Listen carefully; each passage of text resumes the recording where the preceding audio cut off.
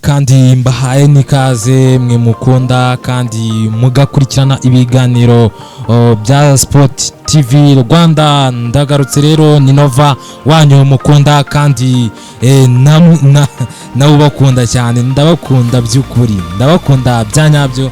Rero ndagarutse ngo tuganire kuri sport, tuganire kuri Rwanda Premier League yakomezaga kuri uyu munsi wo kwa gatandatu ku mikino yabaga, ariko cyane ndashaka twitse ku mukino wa Rayon Sport imaze kunganyamo n'amagaju. Aya magaju mu mikino ibiri yahuyemo na Rayon Sport babashije kwikuraho amanota, yabashije gutesha amanota Rayon Sport. Ati gute? Match ya mbere byabaye ibitego 2-2.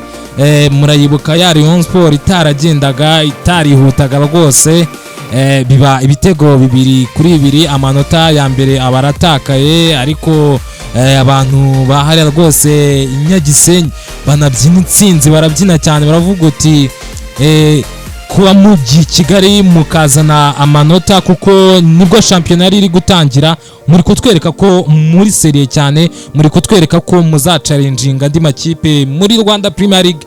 Ni nako rero bimeze, ni nako byanagenze. Umukino rero wa kabiri, ubwo ndavuga umukino wa retour, nawo birangiye ku mbehe yabo hariya rwose i Huye, kuko bakirira kuri stade mpuzamahanga ya Huye. Birangiye rwose amakipe yombi anganyije igitego 1-1. Witwa Foringanya yifora rwose, arasa ikompra indemereye rwose, induru ziravuga, abantu hari akina kare cyane, abantu baravuga uti iyi ekipe irakizwa n'iki, aya magaje yakizwa n'iki. Ariko rero witwa Hussein nawe agize gutya, arangije arababwira ati twese turi abakinnyi beza batsinda ibitego byinshi. Ati nanjye reka nze nibwire abatanazi, nibwire abareyo, mbereke ko nubwo muri kunshaka, ariko ku mpamvu zatumaga munshaka nizi nazo, ni impamvu nayo muyongereho, ni impamvu yo kubatsinda nayo muyongereho.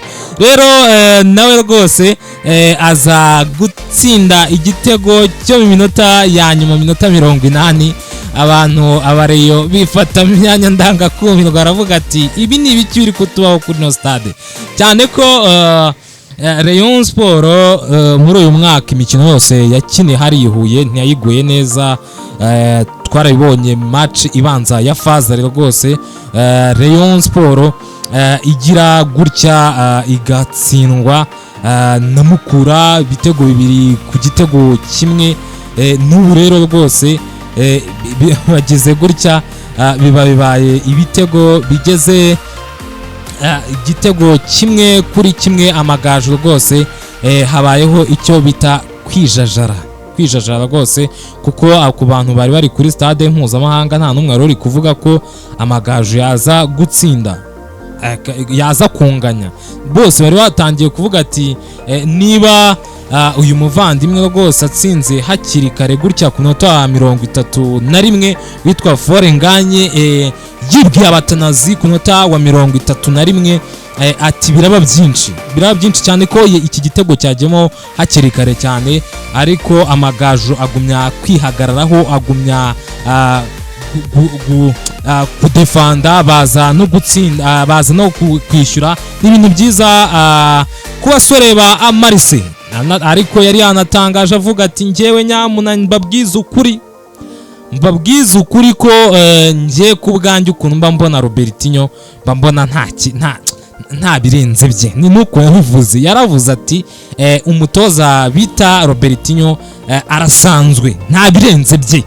Ati ne equipe nziza afite, ariko njye mu mboni zanjye mbona asanzwe. Ariko Marisi ni umutoza urenze, n'umutoza mwiza, agira gutya iyo muri kuganira umupira kumwe muhura nko muri interview, akakubwira ati njyewe nakinnye ibi ngibi bibyara umusaruro, narebye mbona hagati ya Rayon Sport hari kunganza, mpindura ibi ngibi. Hari abatoza usanga muganira ku mupira ugasanga habe nitwe ati nta mahirwe tutagize, Imana ntiyari iri mu ruhande rwacu, ariko kuri Amarese si uko ameze, ariko no hanze y'ikibuga ntibikumva ko yatangiye kujya aza batunika, iki nicyo bita kubatunika.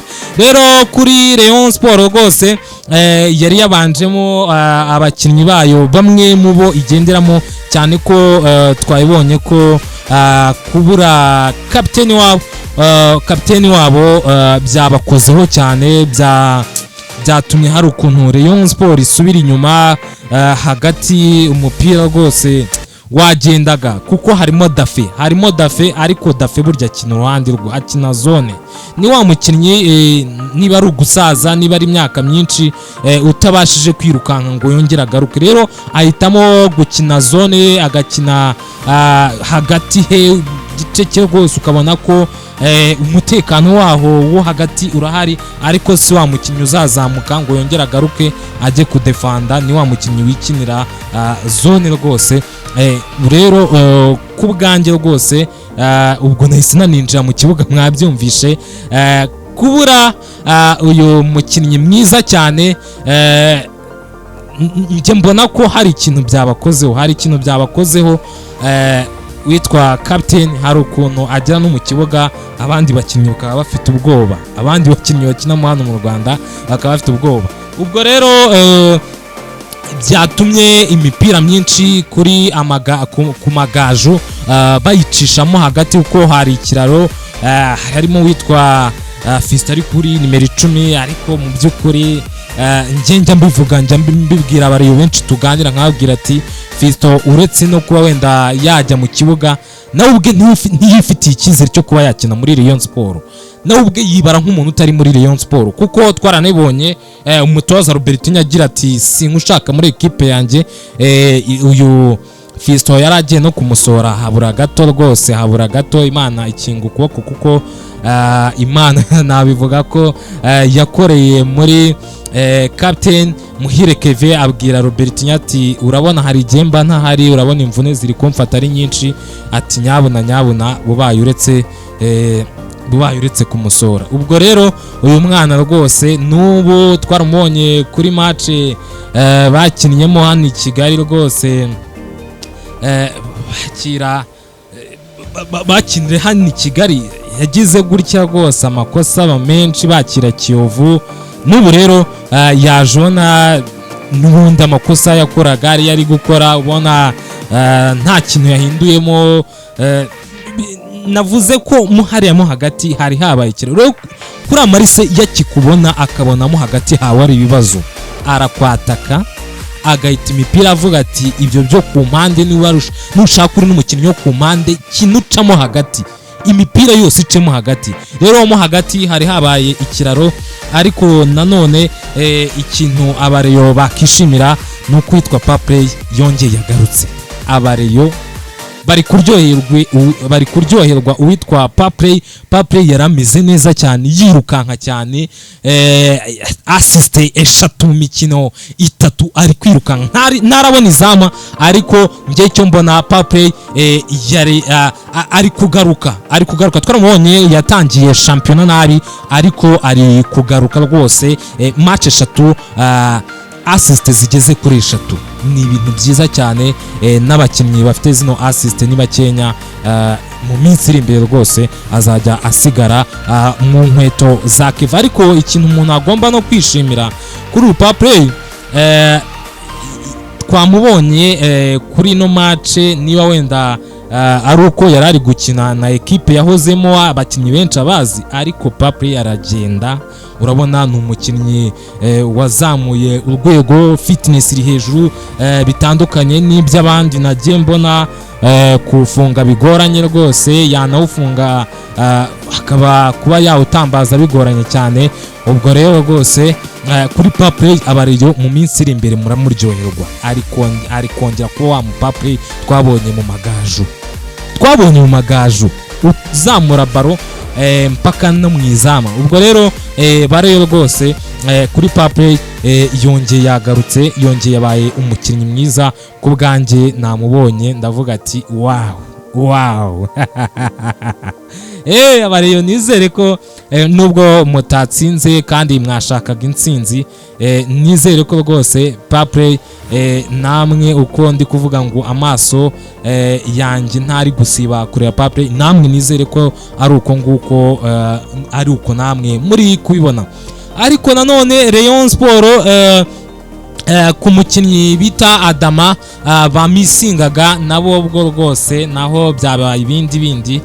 Adama ni umukinnyi mwiza, Adama ni umukinnyi ushobora gushotera inyuma ya Sirifasi, ni umukinnyi ushobora gucenga akagera imbere y'izamu akaba yashuta arebana na gardien.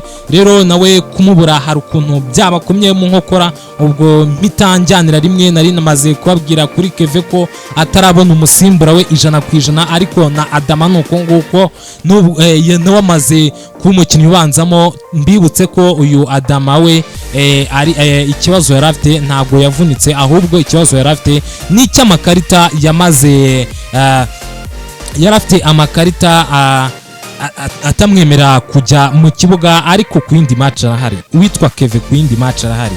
Ego uwo nawe ni Adama, nawe rwose icyuho cye cyagaragaye. Adama ni n'umukinnyi mwiza, burya n'abareyo bakunda cyane, abareyo bajya bavuga ngo ni ishusho w'abareyo. Rero nawe bamumisingaga n'icyuho cye cyanagaragaye cyane. Nkeka ko uburyo Rayon Sport yagiye ibona iyo Adama bahari cyonzi cyo byari ku ibindi ntabwo twari kubona izi resulta twabonye.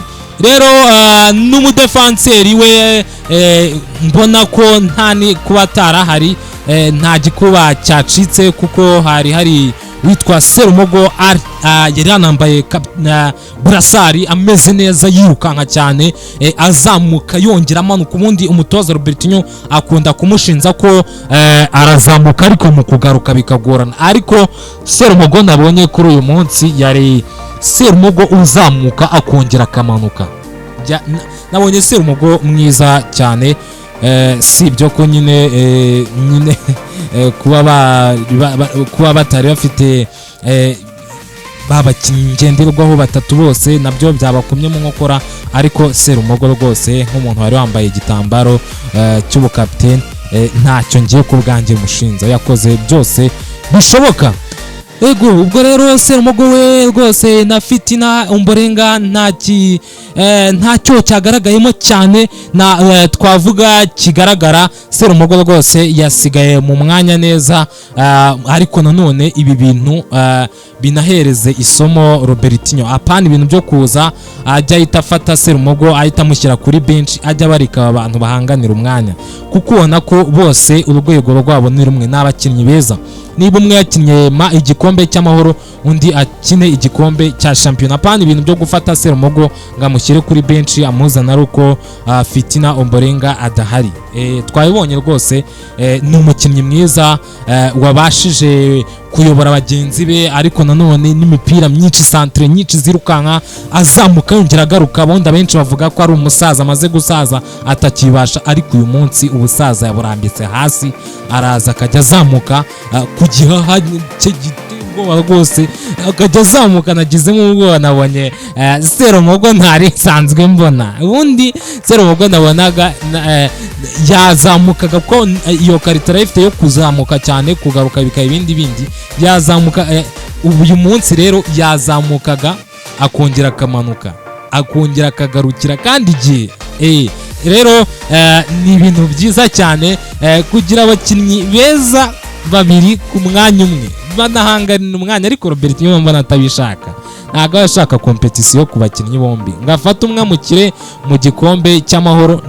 Burya iyo umwe yatsinze nko mu gikombe cy'amahoro, kugira ngo azamwicaze muri shampiyona byagorana. N'umurebe ubwe yaza akaririmba akavuga ati uyu mukinnyi kuki atakinnye, niwe ugiyemo nawe ajyamo nanafite ubwo avuga ati ninkora ikosa niri na Tony yaratsinze mu gikombe cy'amahoro, umutoza akangira icyizere, biraho ibindi ajyamo nyine akakora umukino mwiza cyane. Ubwo rero Rayon Sport rwose nawo bakinnyi yamisingaga itari ifite, uko ari batatu byanabakomye mu nkokora, sibyo ko niyo bitabakoma mu nkokora.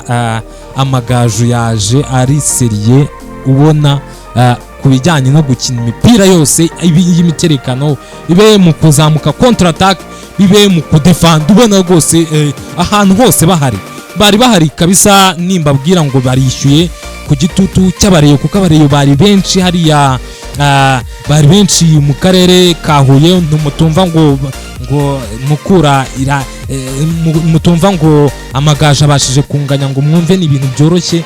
Amagaju felicitation, bakinnye bakoze byose bishoboka, bakoze nka ekipe, ari nabyo binabaviriyemo umusaruro. Ariko munyemere rero iyi Rayon Sport mje muri zandani zihari. Zandani zihari muri Rayon Sport. Ubuyobozi bwahuye na Skol, ariko nyuma yo guhura na Skol nabo ubwabo bahita bahura, kuko harimo ibibazo byinshi. Bivuga uti abayobozi bamwe hari ukuntu bafata imyanzuro batatubwiye, twebwe tumaze iki muri ekipe niba turi abayobozi tukaba tudafata imyanzuro bite?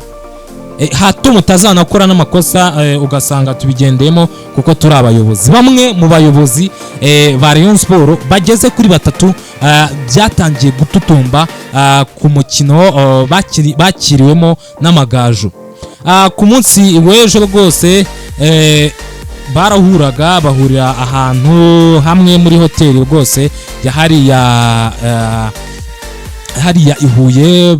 Ikipe ikimara kugerayo nabo bari bafitanye gahunda, barahura baraganira bacoca ibibazo, bumvikana ko ubuyobozi bugiye gukorera hamwe, hakabaho guhuza, hakabaho ubwumvikane. Bya myanzuro rwose bafataga batagishijanye inama bakabivaho rwose bakabireka. Rayon Sport yagiye gukina n'Amagaju bamaze ndabyita kwiyunga bamaze gusasa inzobe. Icyo kinyarwanda cyari cyicitse, bari bamaze gusasa inzobe rwose, bameze neza cyane. Ni n'ibintu byiza, kuko baragira uti nimugumya gukora aya makosa mutatubwiye, tuzisanga ikipe iri Nyanza tutazi uburyo igezeyo, hejuru y'amakosa yanyu y'imyanzuro muri gufata tutazi. Kuko nkubaka kanya Rayon Sport ikuyemo akarenge, Skol ikuyemo akarenge, icyo nzi cyo aba basaza bagenda umwe akuramo akarenge undi akuramo akarenge, kuko aba basaza bakakanya tuvugana nta prime bari gutanga. Prime bari reka wenda muri faza barayitangaga, ariko urabona ko bari kubyikuraho, bari gushaka umuterankunga babishyiraho, kuko biri kubagora. Ku bijyanye no guhemba turabizi twese, Rayon Sport imaze amezi ageze kuri 2 badahemba. Uku ni ukwezi kwa 2 bagezemo, kandi uku kwarangiye badahemba. Rayon Sport aba basaza nyine byose baratererana. Umwe ati niwo ugomba guhemba, umwe ati prime niwo ugomba kuyitanga. Nyine byatangiye kuba uruvangitirane, byatangiye kuba gatogo. Ariko nanone nagiye nkajya mvuga ati aba basaza byari kuba byiza iyo iyi ekipe bayihereza umwe muri bo akaba ari uyijejwe, ariko nanone akaba ari urubyiruko, akaba ari umwana mutonya, kuko bano basaza mu by'ukuri ubona ko nk'amakosa amwe namwe bakora, harimo nyine nuko iminsi yarabasize, imyaka yarabasize, baracyari mu bintu bya 20 byo mu 2015, kandi umupira warazamutse. Rwanda Premier League wenda ntago abantu benshi nibona ntago babibona kimwe, ariko hari ukuntu yazamutsemo. Rero ikosa rimwe bari ibindi. Rayon Sport mwarayibonye nyine barakora udukosa, ugasanga dafex equipe ari byo nyine byo kuba equipe abantu basaza.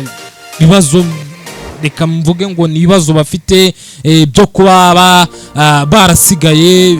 No Rwanda Premier League yarabasize n'umupira by'umwihariko, n'umupira hari ukuntu wazamuyeho urwego, bakaba bakiri mu bintu bya 20 reka wenda mvuge 2023 2020 nyuma yaho na 2019 kuko abasaza bagiye mbere yaho za 2015 niho bakiri, kandi mu by'ukuri tugeze 2025 nyabuna rero abasaza rwose baraganira banumvikana ko amakuru meza ku Barayo. Nanjye aricyo kintu ndi kubifuriza aba basaza, nibashaka ukuntu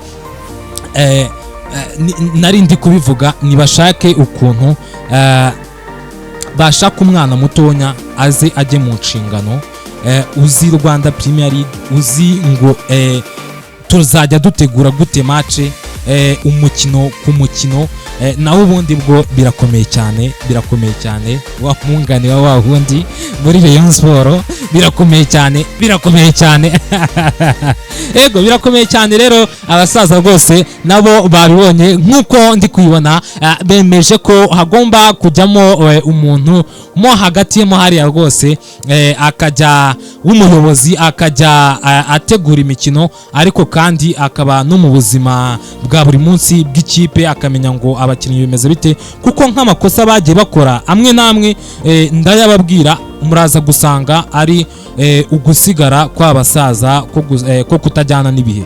Baraje bagize gutya bafata umutoza wa fitness Ayabonga, bamwirukanye nk'abirukana umuntu udafite ikintu amaze, kandi mu by'ukuri burya ekipe idafite fitness byagorana ko yakina igatsinda. Iryo ni ikosa rya mbere bakoze rigaragaza ko aba basaza ku bijyanye no kujyana n'ibihe muri uno mupira muri Rwanda Premier League ari ibibazo. Baraje mu kujya ku isoko mu bakinnyi beza umutoza yabatse, barabirukana.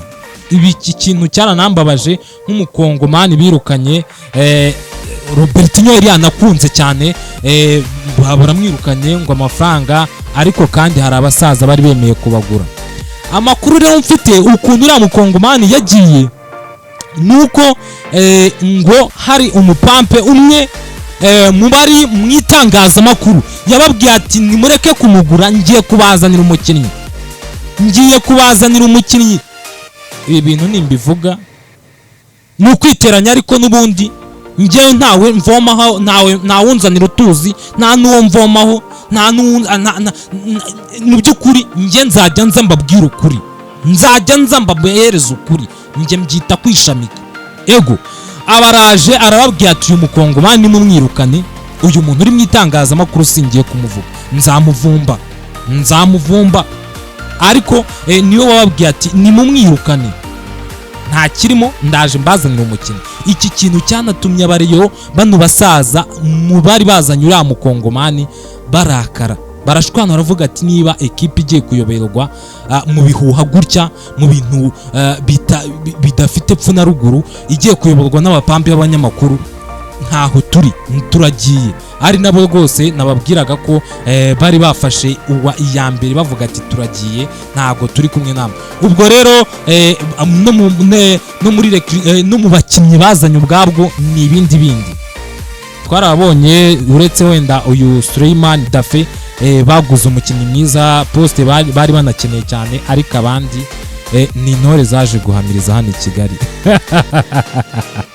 Nibyo mutandebe ijisho ribi, mundebe ijisho ryiza, ariko ni intore zaje guhamiriza hano i Kigali, nta kirimo.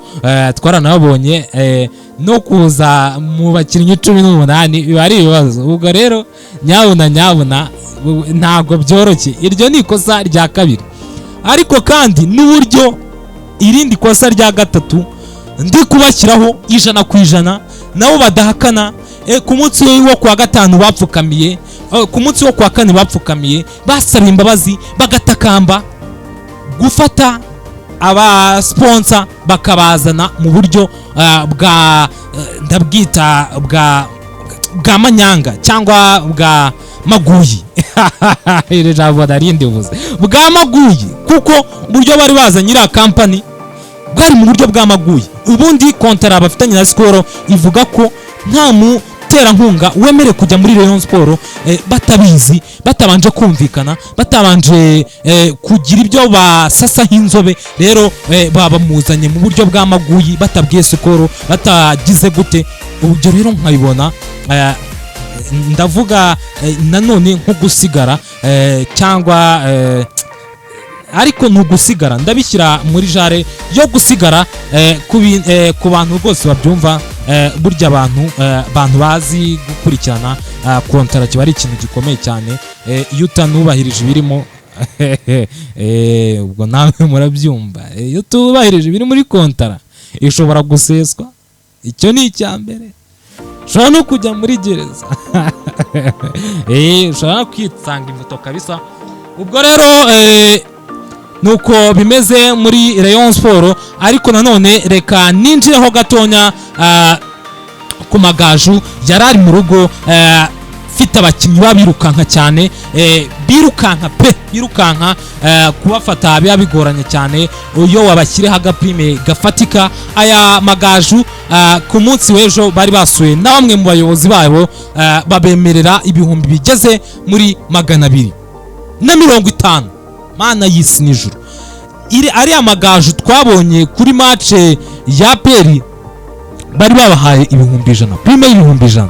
Rero ku munsi w'ejo rwose basurwa n'abayobozi babo bari babemereye ibihumbi 250. Ubwo rero mwayibonye birukankaga cyane, kubafata ntibafatikaga cyane ko wenda abafana ntibari benshi, ariko babashije kuhacana umucyo. Amashyi menshi cyane ku basore b'Amagaju babashije gukura amanota ageze kuri 2, kuko ni amanota ageze kuri 2 kuri Rayon Sport. Kunganya inshuro ebyiri na Rayon Sport ni ibintu biba bitoroshye. Iyi ni ekipe yaje ishaka igikombe. Burya ekipe ishaka igikombe iba yirukanka. Kuba waza ukayikuraho amanota 2, ubwo bishatse kuvuga ukanganya imikino igeze kuri 2, nayo bari ibintu bikomeye cyane. Ni ibintu rwose biba bikwiye amashyi menshi cyane. Ariko nanone nisabire abakinnyi ba Rayon Sport, ndeveho gatonya, abakinnyi ba Rayon Sport birinde iki kintu cya pressure, birinde iki kintu kuko no kuri match, no muri match ya kare bagizemo pressure ati kw'igitego cya kabiri kitaboneka, ko dushaka gutsinda igitego cya kabiri cy'insinzi bituma n'ikindi kijyamo. Rero icyo nicyo kintu n'ubundi mitambihuza, nicyo kintu Amagaju ya profise pressure bari bafite. Rayon Sport yari ifite pressure kuko na match irangiye nta nkuru. Match irangiye rwose ubona Rayon Sport iri gusufura, nubwo aya bonga yaje, ariko urabona akantu ka fitness biracyakomeye cyane. Biracyaba umungani wa Claude, Pastor Claude, nanamusuhuze cyane, ni umucuti wanjye. Ubwo rero rwose ikintu cya pressure Amagaju baje kukibona ko Rayon Sport, abakinnyi ba Rayon Sport bagifite, Robertinho agifite, birangira rwose babi profise baza kubona igitego cyo kwishyura. Ariko rero reka nanasoreza ahangaha kuko ibiganiro byacu byo nakagaruka nibikunda. Ku munsi w'ejo nzaba ndi kumwe na Alvin, umuvandimwe rwose wa hariya Nyanza, umwe mu bahungu bafunzemo boku, umwe mu bahungu b'abagwizatunga, umwe mu bahungu we ubaka kanya rwose ngo ubaka kanya izina rye ugiye umuhamagara ntumuhamagare mu mazina muri iyi minsi ari kwiyita, ugiye ntumuhamagare ko ari indeba kure muri siporo nyarwanda, mu makuru ya siporo nyarwanda muhita mushwana.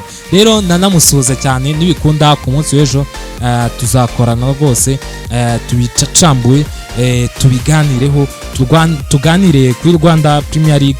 Ariko nanone ibiganiro byacu byo biba akagaruka mu kanya, ndaje mbabwire uko imikino yindi irangiye.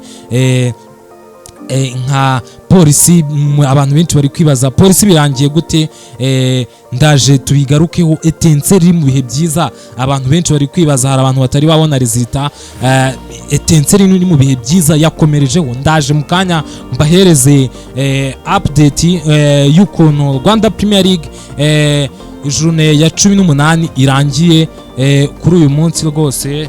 wo kuwa gatandatu. Ubwo dutegereze ku munsi w'ejo aho APR izaba icakirana na Mukura, nayo ni match izabera mu karere ka Huye. Iyi ni match ikomeye cyane, abantu nabonye bari kugenda batangiye kugenda barandwa, ndavuga abafana ba APR, ariko nanone amakuru mfite nuko abareya benshi barayeyo bari kuvuga uti turavayo ari uko mukeba tumenye ikibaye, tumenye niba Muchoma hari ibyabaye, hari icyamubayeho n'ihene bikaba ari ukuntu byagenze, nabyo tubimenye. Ubwo rero ku munsi w'ejo rwose abantu babe babizi, abafana ba APR baba babizi kiriya stade hazaba harimo n'umureyo mwinshi. Ego rero reka mbashimire mwebwe twabanye guhera ikiganiro gitangiye kugeza gisoje. Dusubire mu kiganiro mu kanya ngiye kubahereza, mbabwiye ko ndi bwaze kubaha rwose kigaruka kuri shampiyona y'u Rwanda, uko indi mikino yarangiye nibikunda ndaza no kunyura muri English Premier League, mbabwire nka Manchester United abantu bari kuvuga ngo irarimbutse. Nabonye abenshi bari kuririmbira ka karirimbo ngirarimbutse irarimbutse. Ubwo rero mu kanya rwose mube hafi, ariko nanone mbasabe gukora subscribe, share, comment. Dusubire mu biganiro byacu biri bwaze kuza mu kanya gatonya kari bwaze kuza.